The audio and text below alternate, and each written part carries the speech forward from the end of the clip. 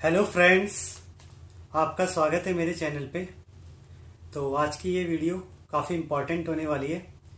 जैसे कि मैंने आपसे कम्युनिटी पोस्ट में पूछा था कि किस रिगार्डिंग आप वीडियो देखना चाहते हैं, तो आपका सबसे ज़्यादा vote how to maintain consistency के ऊपर आया था।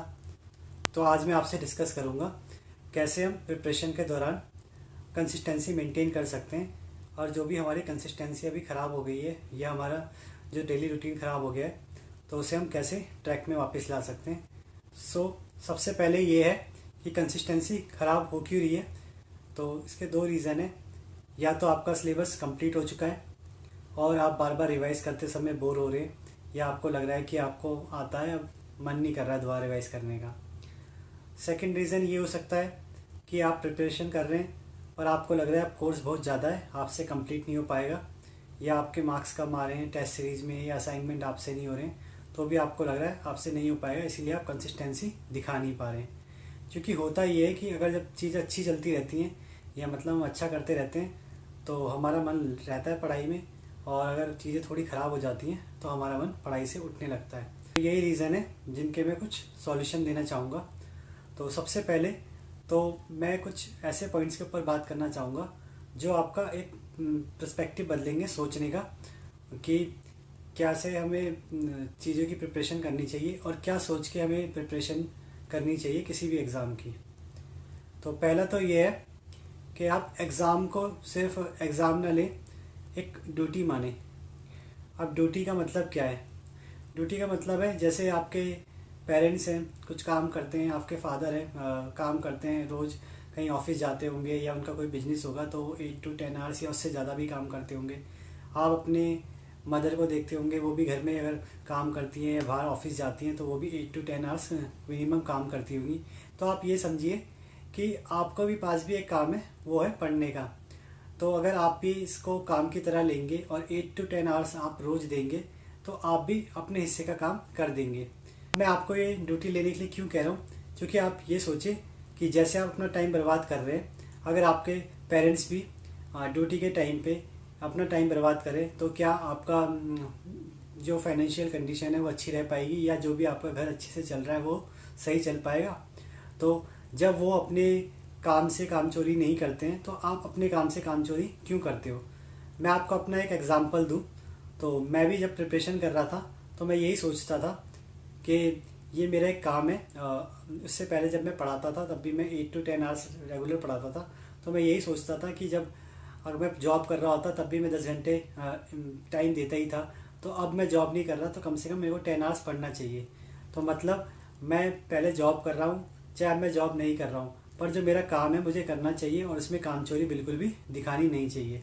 सेकंड चीज़ है, जैसे आपने देखा होगा कि हमारे फैमिली में सब अपना अपना फ़र्ज़ निभा रहे हैं और रेगुलर निभा रहे हैं। ऐसा नहीं है कि वो ये सोचते हैं कि आज छुट्टी करने का मन कर रहा है, छुट्टी कर ली। अब आप इससे ये सीख सकते हैं कि जब हर एक इंडिविजुअल फैमिली में अपना फ़र्ज़ निभा रहा है तो ये आपका भी फ़र्ज़ है कि आप फैमिली में कंट्रीब्यूट करें और अच्छे से पढ़ाई करें।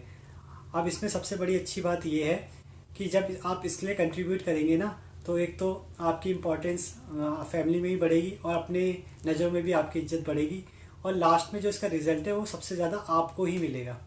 तो अगर आप ऐसे सोचेंगे तो शायद मुझे लगता है कि आप रेगुलर स्टडी करेंगे और इससे बचने की कोशिश नहीं करेंगे। सेकंड चीज़ है कि आपको जब कभी लगे डीमोटिवेशन आए या आपको लगे कि मतलब आप थोड़ा थक गए हैं, तो उस दौरान आप क्या करें या कैसे आप ट्रैक में चीज़ों को लाएं। तो मैं आपसे ये कहूँगा, जब भी आपको थोड़ा सा भी बोरियत हो या आपको लगे कि यार मुझसे 3-4 घंटे ही हो पा रहा है, मुझसे नहीं हो पा रहा अब, या मतलब मेरा पढ़ने का मन नहीं है, तो मैं आपसे ये कहूँगा कि अपने ड्रीम को सोचें। ड्रीम का मतलब आप रिजल्ट की सोचें कि अगर आपसे ये हो जाता है तो उसके बाद क्या क्या चीज़ें आपको मिलेंगी। लेट अस सपोज आपको मानो पीएचडी करनी है या आपको जॉब करनी है, तो आप 3-4 वीडियो देख सकते हैं यूट्यूब में पीएसयू जॉब्स के रिगार्डिंग या पीएचडी के रिगार्डिंग, या आप देख सकते हैं कि आईआईटीज़ में कैसी पीएचडी होती है, वहाँ का कैंपस कैसा है।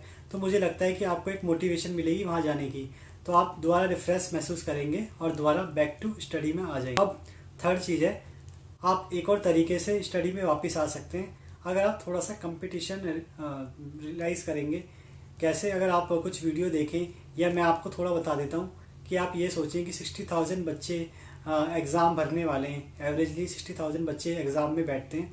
तो अगर मानो 1000 बच्चे भी पढ़ रहे हैं तो आपको पता है कि जो आपकी सीटें हैं वो काफ़ी कम है। 200 या 300 रैंक के अंदर ही सारी GRF कंप्लीट हो जाते हैं। तो आप सोचें, आप 1000 बच्चे में भी हर 3 में से एक बच्चा आपको बनना है। अगर 1000 पढ़ते हैं तब, वैसे तो आपको पता है जो सीरियस कैंडिडेट होते हैं वो आपको 5 to 10,000 में मिल जाएंगे। तो आपसे मैं यही कहना चाहूँगा, अगर आप कंपटीशन को अपने दिमाग में रखें और ये सोचते नहीं कि इस वक्त आप नहीं पढ़ रहे तो कोई एक बच्चा है जो पढ़ रहा है, तो शायद आप कंपटीशन में बने रहेंगे और खूब मेहनत करने की कोशिश करेंगे। फोर्थ, अब अगर आपको ये टाइम को लेकर बोरियत आ रही है कि आपको ये लग रहा है सिलेबस तो हो गया था मेरा और एग्ज़ाम ही पीछे चला गया, अब मेरे को इस दौरान पढ़ने का मन नहीं कर रहा, तो तब मैं कैसे वापस आऊँ? तो मैं ये कह सकता हूँ कि आप इसे एक लॉन्ग टर्म प्लान की तरह सोच सकते हैं। लॉन्ग टर्म प्लान ऐसे, मानो आप अभी से गेट की तैयारी भी करते हैं या उसके भी कुछ जो कॉन्सेप्ट आते हैं अलग टाइप के या क्वेश्चन आते हैं अलग टाइप के, उनकी तैयारी भी करते हैं, तो उससे फ़ायदा क्या होगा कि आपका नेट तो निकलेगा ही और बाद में गेट के लिए आपको जो भी टाइम मिलेगा उसमें अच्छे से अच्छा रिवाइज कर सकते हैं। और उसके बाद TIFR का हो सकता है, आप TIFR निकाल सकते हैं। और उसके बाद UPSC जियो साइंटिस्ट का पेपर होता है, तो आप उसके लिए भी प्रिपेयर कर सकते हैं इस दौरान, अगर आप केमिस्ट्री अच्छे से पहले ही पढ़ लिए हैं तो यानी आप इस टाइम को अगर आप यूटिलाइज कर लेते हैं तो आप एक लंबे गोल के लिए जा सकते हैं। ये कहने का मतलब है जो 3-4 कंजिक्यूटिव एंट्रेंस आते हैं आप उन्हें एक के बाद एक क्वालिफाई कर सकते हैं अगर आप इस टाइम को यूटिलाइज कर लेते हैं तो इसे आप लॉन्ग टर्म प्लान के तहत इसमें अभी से लग जाएं और हर टाइम को यूटिलाइज करें। और थोड़ी बहुत GS अगर आप पढ़ना चाहते हैं UPSC जियो साइंटिस्ट के लिए तो इस दौरान पढ़ सकते हैं। फिफ्थ लास्ट चीज़, आपको ये भी सोचना चाहिए कि आप देख सकते हैं कि टाइम कितनी तेज़ी से चेंज हो रहा है। मतलब आप ये ना सोचें कि अभी पेपर आने में टाइम है। अगर आप थोड़ा सा रियलाइज़ करें कि आप देखें 2021 अभी कुछ टाइम पहले ही स्टार्ट हुआ था, ऐसा लगता है कि अभी जनवरी आया था, अब जून आ गया। तो आप देखें 6 मंथ कैसे गायब हुए लाइफ के, आपको पता नहीं चला। तो कब एग्ज़ाम आ जाएगा आपको बिल्कुल पता नहीं लगने वाला है। इसीलिए आप जो भी आपके पास टाइम है उसको ज़्यादा से ज़्यादा यूटिलाइज़ करें। और जिस हिसाब से तेज़ी से केस भी घटे हैं कोविड के और चीज़ें खुल रही हैं, तो ये भी हम कह सकते हैं, तो क्या पता आपका एग्ज़ाम पहले भी देखने को मिल जाए। तो आप एक डर अपने दिमाग में बनाए रखें कि आपका एग्ज़ाम कभी भी आ सकता है और कभी भी इसकी डेट आ सकती है, इसलिए आपको पूरी तरह तैयार रहना है। अब ये सब बातें तो वो थी जो मैंने आपको सिर्फ सोचने के लिए कही या आपका एक थिंकिंग पर्सपेक्टिव बदला। अब ये बात ये है कि आपको वापस कैसे आना है, मतलब आप ऐसा क्या करें कि आप कंसिस्टेंसी द्वारा मेंटेन कर पाए। तो मैं आपको 3 सबसे बड़ी टिप्स देना चाहूँगा, उसको अगर आप फॉलो करते हैं तो मुझे लगता है कि आप वापस अपनी स्टडी में आ जाएंगे और अच्छे से अच्छे रैंक से नेट GRF गेट जो भी आपको निकालना है वो निकाल देंगे। पहली चीज़ यहाँ पे ये है कि आप अभी से एक टाइम टेबल बना लें। एक टाइम टेबल बनाएं कि आपको इस वीक में ये करना है, अगले वीक में ये करना है, ये इस मंथ तक ये कंप्लीट करना है।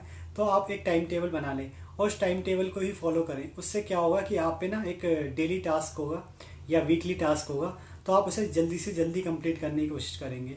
और अगर आप डेली टास्क बनाते हैं तो ये ज़्यादा बेटर है, ताकि आपकी कंसिस्टेंसी मेंटेन रहे और रोज़ आपके पास कुछ हो करने को। तो आप सबसे पहले तो एक रोड मैप बना लें, यानी ये पूरा स्टडी प्लान बना लें कि मुझे आज ये सीखना है, कल ये सीखना है और इस वीक तक ये कंप्लीट करना है, मंथ तक ये कंप्लीट करना है। चाहे वो रिवीजन हो, चाहे वो प्रैक्टिस प्रॉब्लम्स हो, चाहे वो असाइनमेंट हो, और चाहे आप आगे तक की तैयारी कर रहे हो किसी गेट TIFR या UPSC जियो साइंटिस्ट की। तो आप एक रोड मैप बना लें अपना 2 मंथ्स का, तो अभी फ़िलहाल के लिए बना ही लें, क्योंकि आप ये सोच के चलें कि एग्ज़ाम आपका जल्दी आएगा। तो उससे क्या होगा कि आप 2 मंथ्स तक तैयारी अच्छे से कर लेंगे और मानो फिर पीछे चला गया, फिर आप 2 मंथ्स का बना सकते हैं। तो सेकंड चीज़ है, अब एक ही दिन में देखो चीज़ें नहीं बदलती हैं। अब अगर आपने कई टाइम से स्टडी छोड़ रखी है या आप लेजीनेस दिखा रहे हैं, तो आप ये मत सोचें कि अब मैं थोड़ा मोटिवेट हो गया हूँ तो एक ही दिन में मैं 10 आवर्स 12 आवर्स पढ़ लेता हूँ और मैं स्टार्ट कर देता हूँ।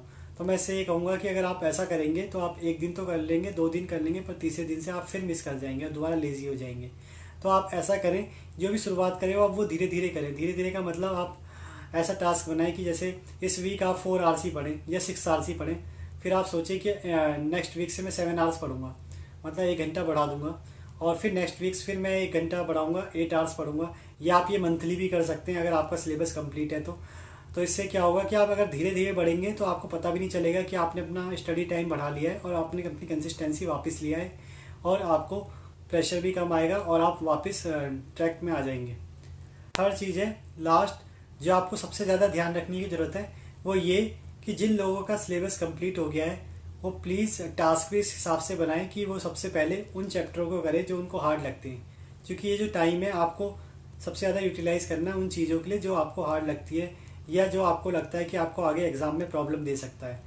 और जो बच्चे अभी से प्रिपरेशन करना स्टार्ट किए हैं, अभी पिछले मंथ से ही, तो वो उन चीज़ों को करें पहले जो सबसे इम्पॉर्टेंट चैप्टर हैं या जो ज़्यादा मार्क्स के आते हैं। ऐसा नहीं है कि आप उन चैप्टर करने लगे जो कम मार्क्स के भी आते हैं और आपको ईजी लगते हैं। तो प्लीज़ आप जब भी जो प्लान बनाएं वो काफ़ी सोच समझ के बनाएं, जो आपकी प्रॉब्लम है उसे देखते हुए बनाएं। तो मुझे लगता है कि आप वापस पढ़ाई में आ जाएंगे और आपका नेट जीआरएफ भी बहुत अच्छी रैंक से हो जाएगा। तो आई होप आपको ये वीडियो पसंद आई होगी और आपके जितने भी डाउट्स थे वो क्लियर हुए होंगे। और आगे भी ऐसी इन्फॉर्मेटिव वीडियो देखने के लिए चैनल को सब्सक्राइब करें, वीडियो को लाइक करें और शेयर करें। Thank you.